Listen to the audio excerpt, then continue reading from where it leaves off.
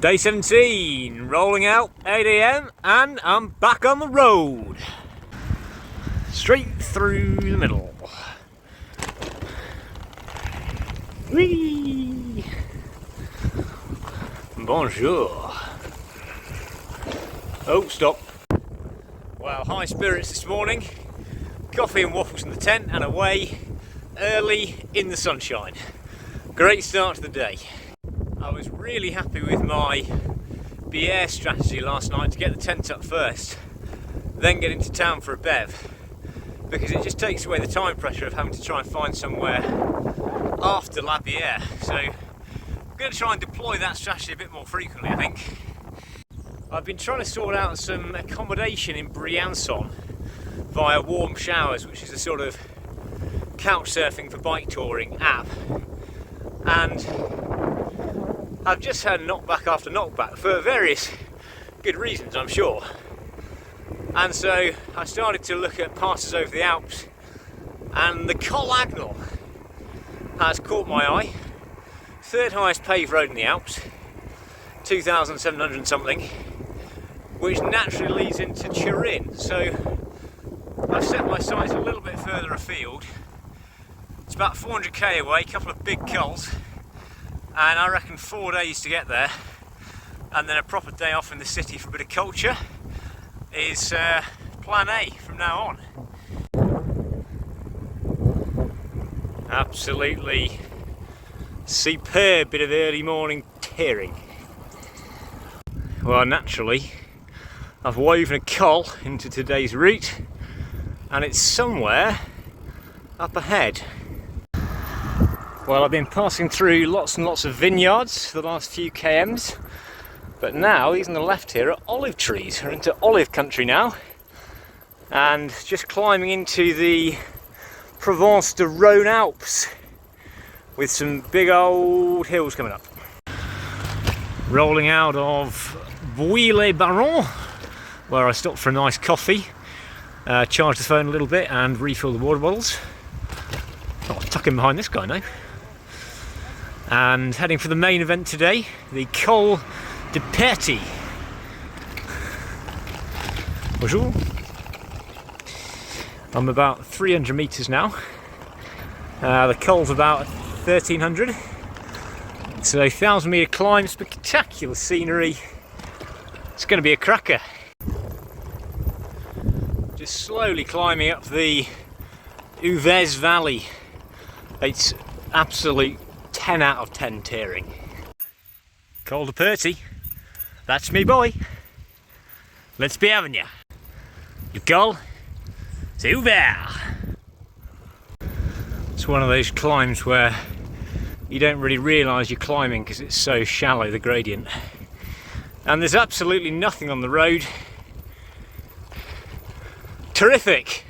Just stopped for a little lunch and coffee stop and to dry le temps at a perfect little spot outside the mairie, the town hall of a little village at the bottom of the col. And now the climb has begun properly. Look at this. Absolutely agree with that.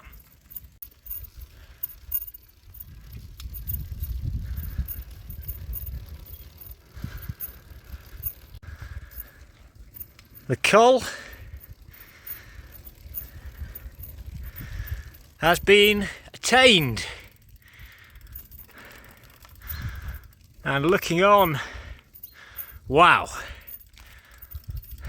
hey, to the big boys. Oh, looking back here all the way down to the Rhone Valley, which was yesterday. And just on the left here, the peak in the far distance, Mont Ventoux, quite a famous Tour de France climb. Well, not the highest, or the longest, or the steepest, but in my book, one of the very best, the Col de Perty. Spectacular. Well, I've just descended from the col. I'm at about 600 metres here, and it's literally, I don't know, 10, maybe 15 degrees cooler on this side of the col. It was easily Jersey weather, maybe 25 degrees, 20 degrees on the Col, and here really feels like November. I'm even thinking about getting the gloves out, for goodness sake. Ever eastward we go. The high Alps, here we come. Well, we've gone from grapes and olives on the west side of the Perty Col to the pomme, apples on this side, which says something about the climate. So, same strategy deployed tonight. I've pitched the tent up in a rather spiky field and heading back into the town for a bière and to get some supplies for tomorrow.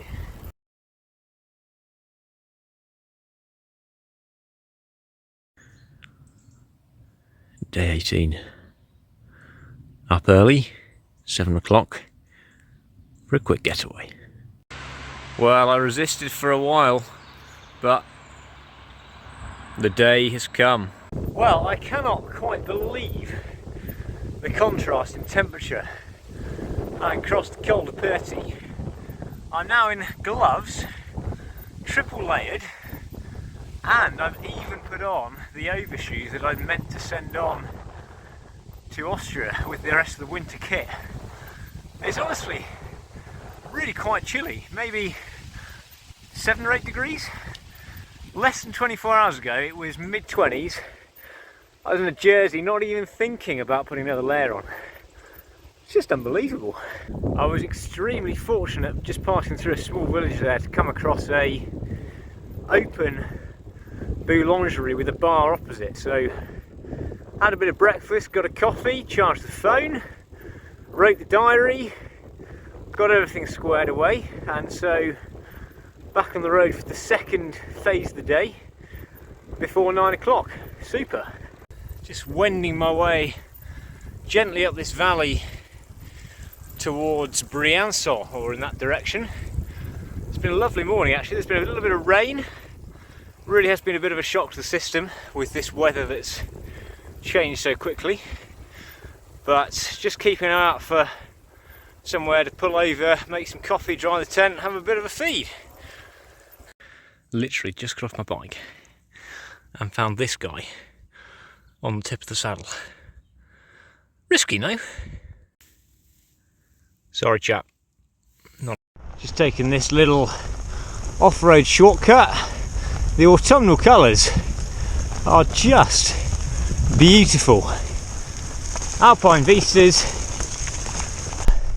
One thing I am pleased about is my oversight of not sending the overshoes to Austria as I initially intended. I was lambasting myself in Pamplona for having to carry the extra weight over the cols, but look at me now! Feet toasty warm. Scenes from Chogies in the Alps, very wet, pretty drenched, gonna hit a calf, dry off. Well, it's pretty dire scenes here in the Alps. Absolutely raining cats and dogs. Cannot find an open calf for love nor money. So in protest, I've set up camp here on this terrace. Fired the stove up, got some tea and coffee brewing there, and all's well, morale's still high. The tent is still completely soaked after heavy condensation last night, and it's supposed to chuck it down until tomorrow morning, so the only sensible option really is to find some accommodation somewhere in the valley. Well, it's absolutely diabolical touring compared to yesterday. I've got about a 50 km time trial up to a chap that's agreed to host me through warm showers, which is very decent of him. Bit of footage from the road. This is as quiet as it's been for the last 2.5 hours. It's been really busy. I've only just warmed up again. Got very, very cold. Took some serious watts to be put down to warm up again. Shame to miss out on the scenery. But about 10k time and we should be indoors and getting dry, hopefully.